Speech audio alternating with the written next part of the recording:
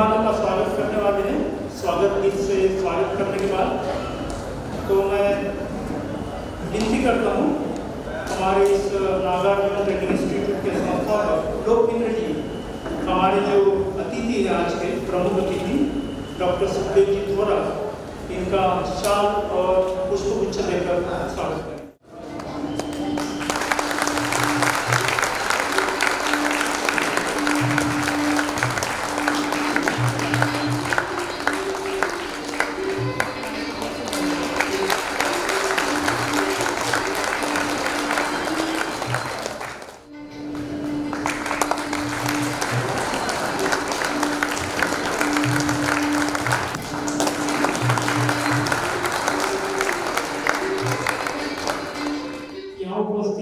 ज़्यादातर लोग कर्मचारी लोकमित्र जी को जानते हैं, लेकिन जो नए से आए हैं उनको मैं बताना चाहूँगा कि लोकमित्र जी के कारण ही यह संस्था स्थापन हो पाई। इस भारत में त्रिरत्न बौद्ध महासंघ का कार्य शुरू हो पाया। तो ऐसे कर्मचारी लोकमित्र जी का स्वागत करने के लिए मैं आमंत्रित करता हूँ कर्मचारी अमोक सिद्धि जी को, वह पुष्पगुच्छ देकर उनका स्वागत करेंगे।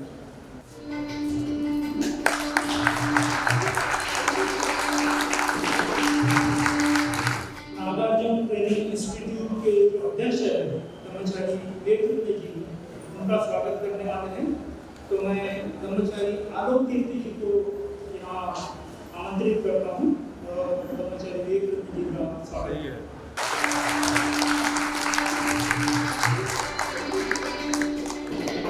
स्वागत शायद हमको थोड़ी देर के बाद करना पड़ेगा। हमारे आकस्मिक और बड़े मेहमान शायद यहाँ पर आ सकते हैं, तो फिलहाल के लिए हम इस स्वागत को विराम देते हैं। भाइयों बहनों, आज का ये दिन जो है आप लोगों को बताने की जरूरत नहीं है, लेकिन फिर भी आज के दिन विशेषकर हम दो महान व्यक्तियों को याद करते हैं। एक तो है प्रियदर्शी सम्राट अशोक, जो खुद राजा थे, और दूसरे बोधिसत्व डॉक्टर बाबा साहेब अम्बेडकर, जो राजा तो नहीं थे लेकिन आज भी हमारे दिलों और दिमाग पर वह राज करते हैं।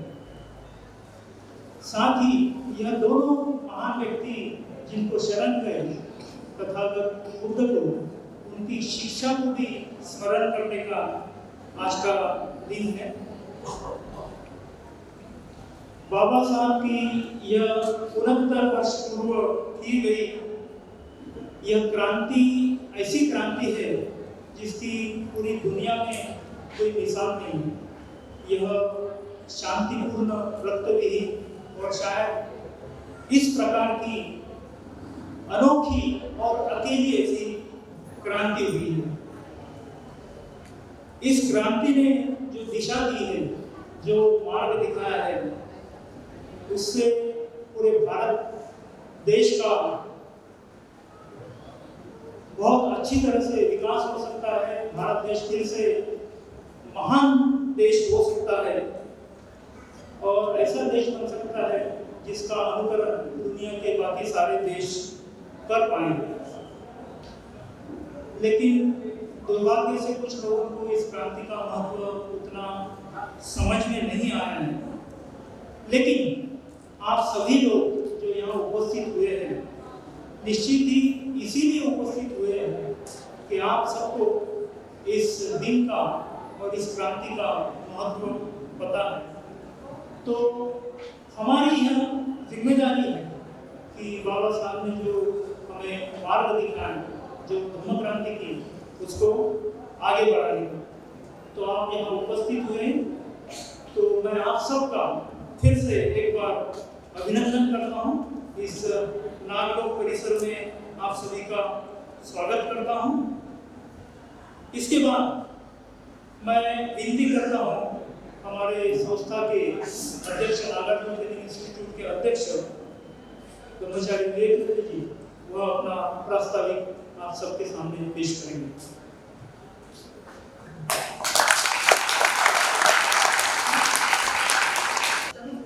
इस धम्मचक्र अनुप्रवर्तन दिन के यहाँ के कार्यक्रम के सूत्र संचालक ब्रह्मचारी हितैषी, इस कार्यक्रम के अध्यक्ष ब्रह्मचारी रविंद्र और आदरणीय जो मुख्य अतिथि हैं, वैसे ही आदरणीय डॉक्टर, आप सभी उपस्थित नमो भाइयों और बहनों, सभी को जय भीम, नमो बुद्धाय। और निश्चित तौर पर आज का ये 69वां धम्मचक्र अनुप्रवर्तन दिन जो है, वह हम हर साल की तरह ही मना रहे हैं। पिछले 69 साल से बाबा साहब ने जब 14 आज अक्टूबर उस दिन अशोक विजयादशमी थी और उस अशोक विजयादशमी के उपलक्ष्य में यहाँ जो हमें बौद्ध धर्म से परिचय कराया, तो हम सभी के लिए वह हमारे मुक्ति का दिन है। तो हम उसे हमारा मुक्ति दिन भी मना सकते हैं, मुक्ति दिन के तौर पर भी मना सकते हैं कि हमारी जो मुक्ति हुई है वह हर तरह से मुक्ति हुई है। हमारी गलत धारणाओं से मुक्ति हुई है, गलत आचरण से मुक्ति हुई है, गलत मार्ग से मुक्ति हुई है। हर तरह की मुक्ति बाबा साहब ने इस दिन हमारी कराई है और उन्होंने जो हमें ये नया मार्ग दिया है, एक नई रोशनी दी है, जिस रोशनी के तहत हम अपने जीवन में सच क्या है, झूठ क्या है, सही गलत का परीक्षण करने के लिए हम सक्षम हुए हैं। और उसी के आधार पर एक बौद्ध करके हमारे जीवन में जो एक परिवर्तन हुआ है, बौद्ध करके जो हमें और अच्छा जीवन जी रहे हैं, उसका सभी श्रेय बाबा साहब ने इस दिन जो कुछ भी कृति की, जो कुछ भी हमें बुद्ध धर्म से परिचय कराया, उससे संबंधित है। और इसलिए यह दिन हम सभी बौद्धों के लिए अत्यंत महत्वपूर्ण है, जो 69 साल से हुए हैं। लेकिन 69 साल के वो 15 अक्टूबर को जो बाबा साहब ने भाषण किया था, वह स्थिति आज हमें नहीं दिखती है। बाबा साहब ने 15 अक्टूबर 1956 को सुबह जो दीक्षा भूमि पर धर्मांतर के पश्चात भाषण दिया था, वहां उन्होंने बहुत सुस्पष्ट तौर पर कहा था कि यह हमने बहुत बड़ी जिम्मेदारी स्वीकारी है। यदि इस जिम्मेदारी को हम बहुत अच्छी तरह से निभाते हैं तो हम आदरणीय दूसरों के लिए हम आदरणीय और सम्माननीय हो सकते हैं। और आदरणीय और सम्माननीय होने के लिए हमें दृढ़ निश्चयता के साथ इस धम्म का बहुत अच्छी तरह से आचरण करना है, ताकि हम इस संपूर्ण भारत को हमारा उदाहरण पेश करके भारत के लिए एक मार्गदर्शक समाज बन सकता है। और भारत के लिए ही नहीं तो सारे संसार से ही बौद्ध धर्म का उद्धार हो सकता है। बौद्ध धर्म में शांति, बौद्ध धर्म के तहत ही संसार में शांति प्रस्तावित हो सकती है। सो यह बात बाबा साहब ने उस वक्त कही थी। अब संसार की शांति की बात छोड़ दे तो क्या हम संपूर्ण समाज के लिए, संपूर्ण भारतीय समाज के लिए बौद्ध समाज ये क्या आदर्श समाज और एक आदरणीय और सम्माननीय समाज बन आए हैं? यह हमारे सामने सवाल है 69 साल के पश्चात, जो बाबा साहब की अपेक्षा थी। कि इस अपेक्षा पर हम खरे नहीं उतरे हैं। और उसका कारण है कि जो बाबा साहब ने कहा था कि बौद्ध धर्म का आचरण ये अत्यंत कठिन बात है, और कठिन बात है इसलिए उसमें प्रशिक्षित होने की, उसको ठीक से समझने की जरूरत है। सो हम देखते हैं कि पिछले इस बाबा साहब के बातों को ध्यान में रखते हुए हमने इस नागार्जुन, ये जो नागलोक है, इसकी निर्मित की है, जिसमें ब्रह्मचारी लोकमित्र इनकी बहुत बड़ी अगुवाई है। और इस प्रयत्न बौद्ध महासंघ के संस्थापक जो है,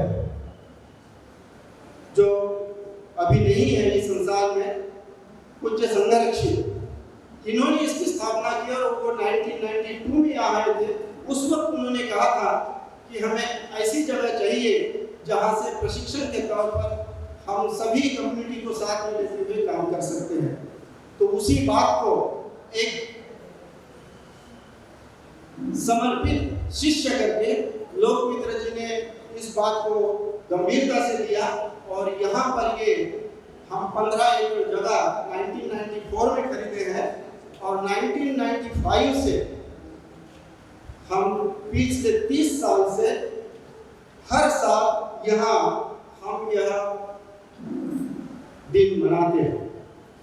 और इस 30 साल के दरमियान इस प्रयत्न बौद्ध महासंघ के तहत ही हमने नागार्जुन ट्रेनिंग इंस्टीट्यूट, इस संस्था का स्थापन किया। और इस संस्था के तहत पिछले 23 साल से हम प्रशिक्षण का ट्रेनिंग चलाते हैं, जिसमें संपूर्ण भारत से युवा लोग आकर यहाँ प्रशिक्षित करते हैं।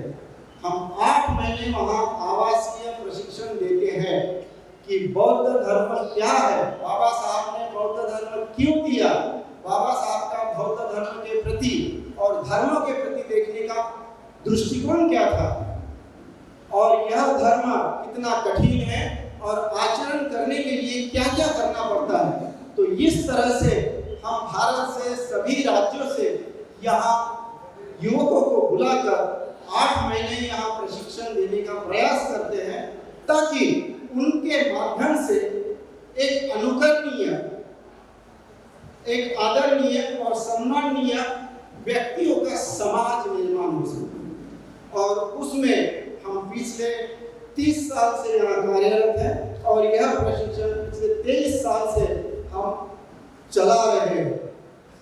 सो निश्चित तौर पर यह कारवां चलता रहेगा, और उसके लिए आपकी सहायता की भी जरूरत होती है कि 8 महीने का आवासीय प्रशिक्षण चलाना ये सहज बात नहीं है, और उसके लिए आप लोगों की भी दान भावना की, मदद की, और जिस तरह से भी मदद हो, आप अपने परिचितों को यहाँ प्रशिक्षण के लिए भेज सकते हैं, आप इसमें मदद कर सकते हैं, जिस तरह से भी आप मदद कर सकते हैं। मदद करके बाबा साहब का जो एक सपना था कि ऐसा ही समाज निर्माण हो, संपूर्ण भारत बौद्ध बनेगा या नहीं बनेगा बहुत दूर की बात है, लेकिन कम से कम ऐसा एक नमूनेदार समाज हो जिस समाज को लोग आदर से और सम्मान से देख सके, और वो केवल बौद्ध धर्म के तहत ही होता है। क्योंकि बौद्ध धर्म में शील और नीति को अत्यंत महत्व दिया है, और बाबा साहब कहते हैं कि कितना भी पढ़ाई लिखाई ये बेकार की बात है जब तक शील साथ न हो। तो ऐसा एक समाज निर्माण करने के लिए त्रिरत्न बौद्ध महासंघ के तहत यह नागार्जुन प्रशिक्षण संस्था अपने तरीके से कार्य कर रही है, और आप लोगों का जो सहयोग मिल रहा है उसके भी लिए मैं कृतज्ञता व्यक्त करते हुए आज इस कार्यक्रम के लिए जो हमें बहुत अच्छे वक्ता मिले हैं, अतिथि मिले हैं, उनके संबोधन से मुझे लगता है कि उम्मीद है कि आपको उनके संबोधन से प्रेरणा मिलेगी, और बाबा साहब का ऐसा बौद्ध समाज निर्माण करने में आप सभी का योगदान मिलेगा। इतना ही इस प्रस्ताव के तौर पर बताते हुए मैं अपना प्रस्ताव समाप्त करता हूँ। जय भीम।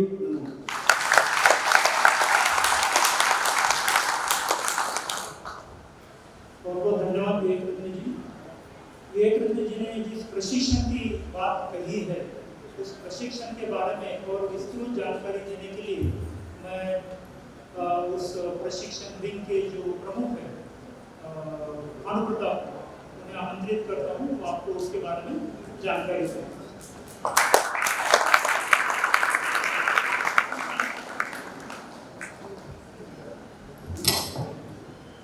सभी को महत्वपूर्ण जय भीम, नमो बुद्धाय।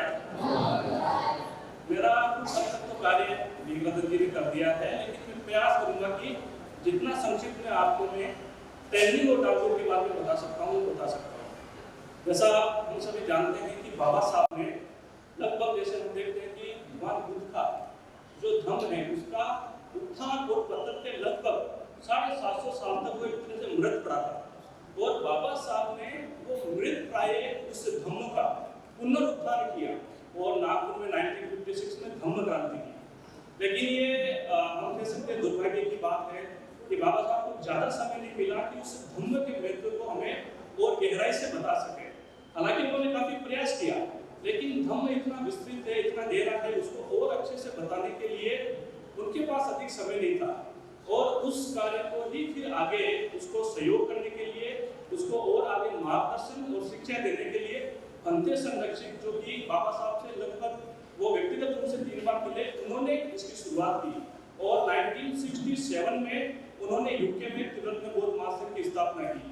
और इसका तो मुख्य उद्देश्य था यह था कि भगवान बुद्ध की जो शिक्षाएं हैं उसको न केवल सरल भाषा से सरल भाव से समझे, बल्कि इसको एक धम्म सेवक के रूप में, धम्म टीचर के रूप में हम कैसे एक आश्रमशील बौद्ध समाज निर्माण कर सके, बता सके।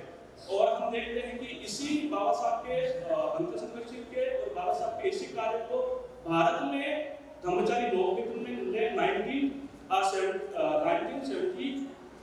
1979 में उन्होंने इसकी शुरुआत की।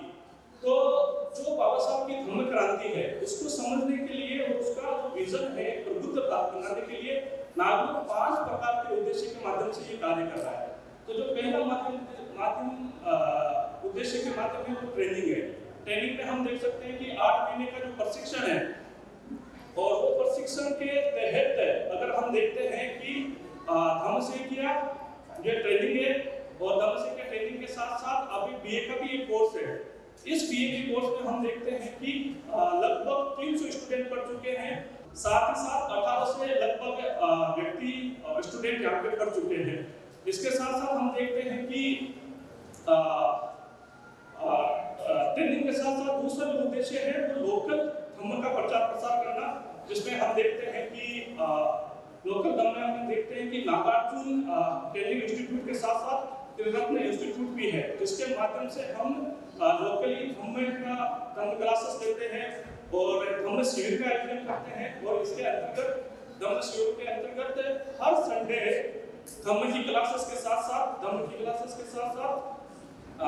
अलग अलग फेस्टिवल्स का भी हम आयोजन करते हैं।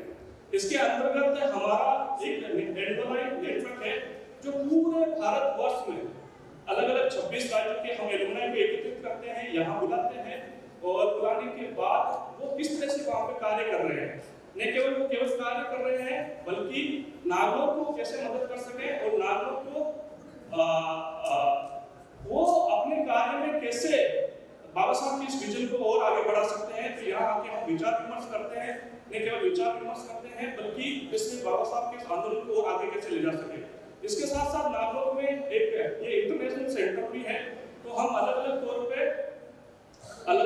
पे इंटरनेशनल कॉन्फ्रेंस का भी आयोजन करते हैं, जिसके अंतर्गत हम देखते हैं कि परम पूज्य दलाई लामा जी के साथ साथ टिकनाथ खान, ऐसे भी 2 महान व्यक्ति यहाँ पे आ चुके हैं और नागलोक में रहे हैं। और इसके अलावा और भी अलग डिस्टिंग्विश्ड गेस्ट भी इन्होंने यहाँ पे विजिट किया है। और हम 5वें उद्देश्य के तौर पे हम देखते हैं कि सम्यक लाइवलीहुड के अंतर्गत जो भी नागलोक की गतिविधियां चलती है, इसमें हमारे एलुमनाई और त्रिरत्न बौद्ध महासंघ के जो ऑर्डर मेंबर है उनका एक बहुत बड़ा योगदान रहता है।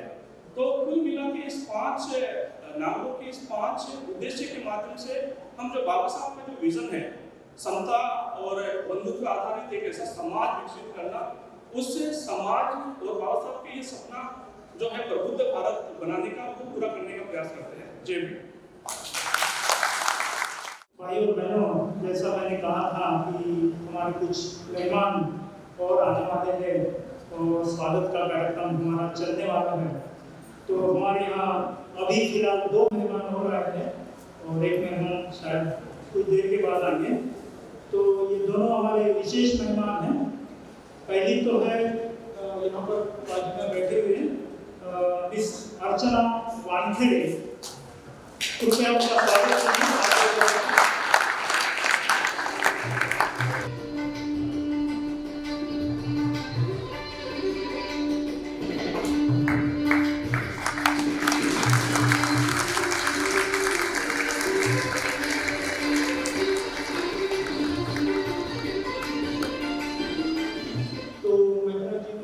करता हूँ कि डॉक्टर मनीषा बांकर जी का पुष्पगुच्छ देकर स्वागत करें।